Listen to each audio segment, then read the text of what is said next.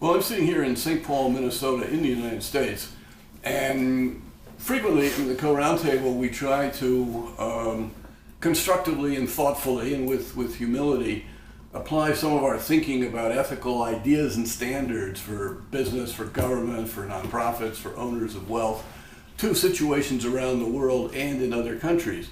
And we've commented from time to time on developments, let's say, in China, or in the European Union, or in Mexico, or something like that. But here today, May 5th, 2016, we have some significant developments in the United States which implicate principles or ideas of the work of the Co-Roundtable and our sets of principles. What I'm referring to is what looks like a presidential election coming up this November, with Donald Trump as the candidate of the Republican Party, and most likely Hillary Clinton as the candidate of the Democrat Party. And what would our principles for business or our ethical principles for government or some other things have to say, positive or negative, about their positions and their campaigns, the issues they're putting on the table, how they respond to things? But before I get into that, I'd just like to say that now, as of May, it's not completely certain that Hillary Clinton will be the nominee of her party, because Bernie Sanders, surprisingly, has run a campaign which is winning a lot, has tremendous support from young people, and has raised millions of dollars. In fact, last month, I think the press reported, he raised almost twice as much as Hillary Clinton, which is a great surprise, because her fundraising base is a lot of very, very wealthy individuals, businesses, labor unions, things like that. And Bernie Sanders is getting most of his money from individuals. This is a movement, the kind we call it a movement in this country. It's unusual. We don't see them very often. And I believe mathematically it is possible that Sanders could beat Clinton at the convention. If he wins the primary in California, he will, one, get lots of delegates. Two, he will have made a general statement that his movement is strong and that Hillary doesn't have a movement behind her. The question then becomes, in the Democratic Party, the so-called superdelegates, or people who have votes for the candidate but who did not come out of a primary or a caucus or selection by the people, but they're there because they're the party establishment, what will they do? I think most people in the press and commentators are expecting them to stick with Hillary Clinton as their candidate. They're already promised to her. But stranger things have happened. And some of us who are old enough remember 1968 with the Democrats, and the Republicans have had some other things, where then it was 1976 with Ronald Reagan and Gerald Ford on the Republican side, where movement kinds of phenomenon come up, where people are angry, people want something. The simple thing is change. What do they want? Let me briefly comment about Bernie Sanders from the point of view of the Co-Roundtable. Bernie calls himself a social democrat, sometimes a socialist. His followers, his young people, they articulate reasons for supporting him, such as, well, they want free college. There are recent polls which show that of the Sanders base, the millennials, over 50% don't believe in capitalism. Some 30-some% think socialism is a better system. Older heads, who presume they are wiser heads, are asking, what do these young people know about socialism? Because socialism basically has disappeared. What it is it's an entitlement mentality, which gets immediately to the economic concept of transfers of wealth and rents. If you live off entitlements, Social Security, a free education, public health paid for by the state or something like that, you're receiving transfer payments from somebody else.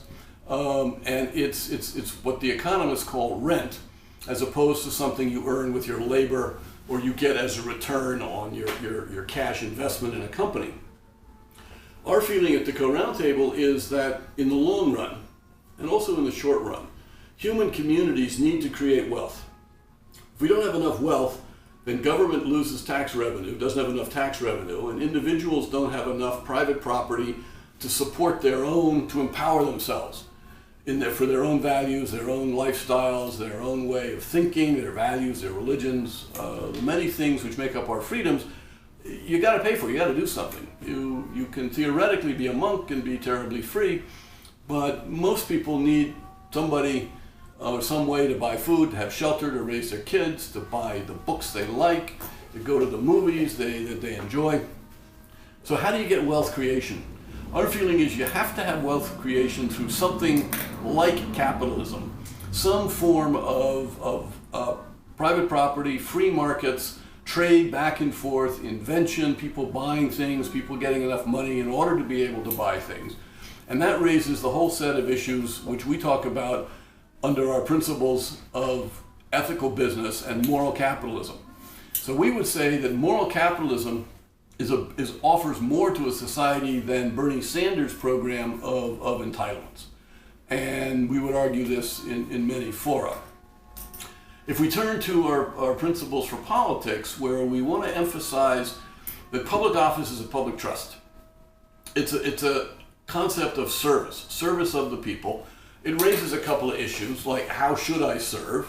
Do I listen to the people, or do I have some flexibility to say, no, I think this is actually in your interest? When do I have to get their permission to do things, and when can I have some executive autonomy as their elected representative? But the fundamental notion is I'm a trustee, and I have duties of loyalty to the people and the institutions and the law, and I have duties of due care. My concern as observer is that do the personas of Donald Trump and Hillary Clinton, as we've seen them, do they reflect a preference for service? Do they reflect an instinct for being a good trustee, for going out of their way to care about other people? I think if you listen to Hillary Clinton to some extent, and to her husband, former President Bill Clinton, there is talk about, well, I want to help the poor, I want to help African Americans, I want to deal with the glass ceiling problem for women. So there's a certain amount of rhetoric about being a trustee. On the other hand, what I would point out is that Hillary and her husband as a team have made millions of dollars through politics, through crony connections. And that pattern is not, to me, a pattern of service. It's a pattern of exploitation. And if we see that pattern, if we Americans see that pattern in other countries like China, India, Brazil, many other places, we would sort of be, I think, get haughty and disdainful and say, well, that political system is crony capitalism. They're not serving the people. They're just taking money out of, they're extracting rents, not for the millennial generation, but they're extracting rents for themselves. And I think that's an issue that Hillary, her past and her projected future present, something we should be thinking about in the context of ethical standards of a public trust. Part of the cronyism is something for both Republicans and Democrats, but roughly speaking, since the mid-1990s, I think every chief of staff of the American president, you could say perhaps the second most important person in our country, has come from either Goldman Sachs or Citibank. In other words, people who run the White House and direct the cabinet and advise the president all come from the wealthiest sector of Americans who live primarily off trading financial instruments. No longer is Wall Street in the business of really building companies or investing in middle-class people or small companies. They're in the business of big money, making money off big money, and primarily by trading the securities, which go back and forth. And it's globalization, and hundreds of billions, trillions of dollars have been made. The other thing I would point out in terms of the background is that this was the industry which tanked the world economy in 2006 and 7 and 8 with the subprime crisis. And the only way we kept the world from going into a big depression was that the governments created about $14 trillion of new liquidity, which prevented a depression, but now we're sort of stagnated. Growth has been stagnating for about 8 years now. This is not a good track record to say I'm qualified to be a good trustee of the economy. If we switch over to Donald Trump with his tactics of using short, many times disdainful, sometimes funny and insightful quips and cutting comments about other people and about issues, it can be derogatory, but they're not arguments. They don't contribute to a deep understanding. Rather, I think they play off people's fears and passions. So this is a kind of classical demagoguery. It's a classical exploitation of emotions and fears, and I don't see how that squares with the co-roundtable notion of good discourse. Yes, it is discourse. It's not using the police to beat up your opponents, but in some ways it's cheapening the process of politics. It doesn't show a lot of respect for the people, and it doesn't help them learn or study in a way to make them better citizens. So at the present time, I would say that the co-roundtable needs to be rather critical of some of the dynamics in American politics, even though I'm an American and we're sitting here in America.